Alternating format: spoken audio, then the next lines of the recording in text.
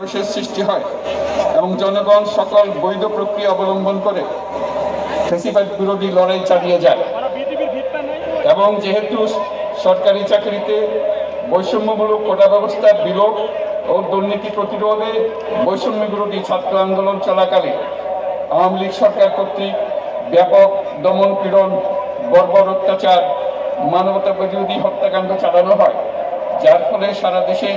দলমত নির্বিশেষে ছাত্র জনতার উত্তাল গণবিক্ষোভ গণঅভ্যুত্থানের রূপ নেয়। এবং যেহেতু ফ্যাসিস্ট শক্তির বিরুদ্ধে অদম্য ছাত্র জনতার অভ্যুত্থানে রাজনৈতিক দল,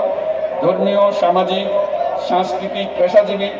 নারী ও শ্রমিক সংগঠন সমূহ সমাজের সকল স্তরের মানুষ যোগদান করে এবং আওয়ামী ফ্যাসিবাদী বাহিনী রাজপথে নারী, শিশু সহ প্রায় 1000 মানুষকে নির্বিচারে হত্যা করে, অগণিত মানুষ পঙ্গুত্ব অন্ধত্ব বরণ করে। আন্দোলনের চূড়ান্ত পর্যায়ে সামরিক বাহিনীর সদস্যগণ জনগণের গণতান্ত্রিক লড়াইকে সমর্থন প্রদান করে। এবং যেহেতু অবৈধ শেখ হাসিনা সরকার পতন, ফ্যাসিবাদী ব্যবস্থার বিলোপ এবং নতুন রাজনৈতিক বন্দোবস্তের লক্ষ্যে বৈষম্য বিরোধী ছাত্র আন্দোলনের ডাকে জনগণ অসহযোগ আন্দোলন শুরু করে, পরবর্তী সময়ে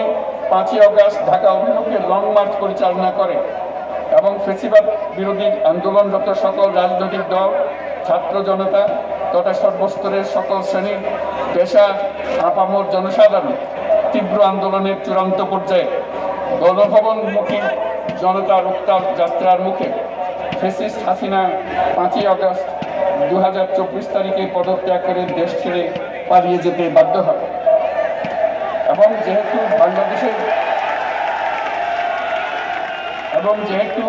বাংলাদেশের রাজনৈতিক ও সাংবিধানিক সংকট মোকাবেলায় গণঅভ্যুত্থানের মধ্য দিয়ে ব্যক্ত জনগণের সার্বভৌমত্বের প্রত্যয় ও প্রয়োগ রাজনৈতিক ও আইনি উভয় দিক থেকে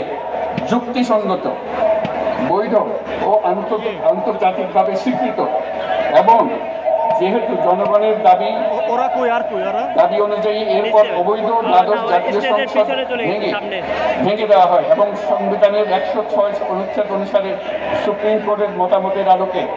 সাংবিধানিকভাবে ডক্টর মোহাম্মদ ইউনূসের নেতৃত্বে 8ই আগস্ট 2024 তারিখে একটি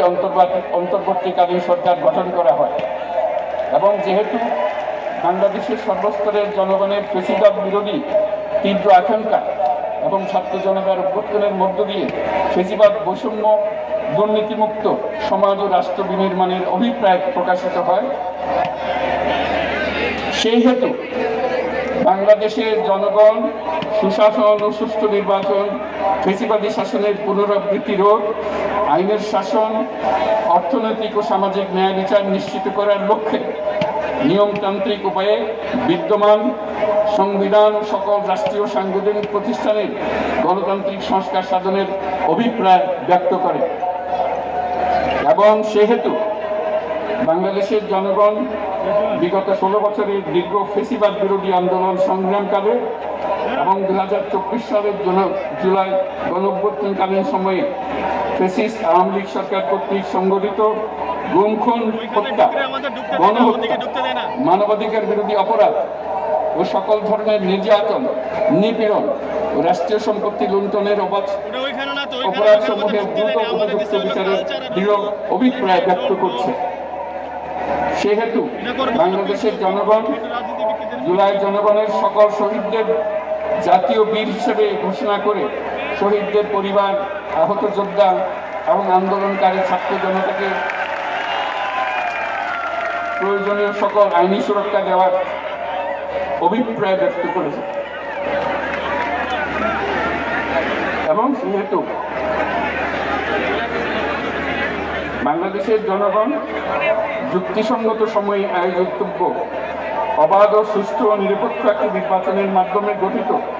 জাতীয় সংসদে প্রতিশ্রুত প্রয়োজনীয় সাংবিধানিক সংস্কারের মাধ্যমে দেশের মানুষের প্রত্যাশা, বিশেষত তরুণ প্রজন্মের আকাঙ্ক্ষা অনুযায়ী আইনের শাসন ও মানবাধিকার, দুর্নীতি, শোষণমুক্ত, বৈষম্যহীন ও মূল্যবোধ সম্পন্ন সমাজ এবং গণতান্ত্রিক রাষ্ট্র ব্যবস্থা প্রতিষ্ঠার অভিপ্রায় ব্যক্ত করেছে। এবং সেহেতু বাংলাদেশের জনগণ এই প্রত্যাশা ব্যক্ত করছে যে একটি পরিবেশ ও জলবায়ু সহিষ্ণু অন্তর্ভুক্তিমূলক টেকসই উন্নয়ন কৌশলের মাধ্যমে বর্তমান ও ভবিষ্যৎ প্রজন্মের অধিকার সংরক্ষিত হবে এবং সেহেতু বাংলাদেশের জনগণ এই অভিপ্রায় ব্যক্ত করছে যে ছাত্র গণঅভ্যুত্থানের 2024-এর উপযুক্ত রাষ্ট্রীয় সাংবিধানিক স্বীকৃতি প্রদান করা হবে এবং পরবর্তী নির্বাচনে নির্বাচিত সরকারের সংস্কারকৃত সংবিধানের তফসিলে এই ঘোষণাপত্র সন্নিবেশিত করা হবে এবং 5ই আগস্ট 2024 সালে গণঅভ্যুত্থানে বিজয়ী বাংলাদেশের জনগণের আকাঙ্ক্ষার প্রতিফলন হিসেবে এই ঘোষণা প্রণয়ন করা হলো। জাতির সার্বিক মঙ্গল কামনা করে আমি জুলাই ঘোষণাপত্র আপনাদের সবার সামনে উত্থাপন করলাম।